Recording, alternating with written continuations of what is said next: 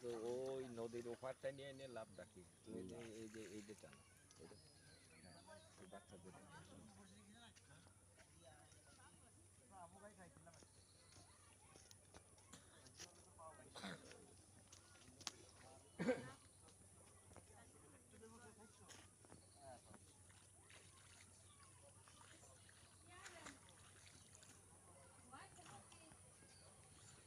মধুমতি নদী এইটা কত স্রোত, ওই যে ব্যারেল বাসতিছে, ওই যে মাছ মারতিছে নৌকোয়, এদিক গোসল করতেছে, আসলে দেখার মতন একটা জায়গা, খুবই সুন্দর লাগলো।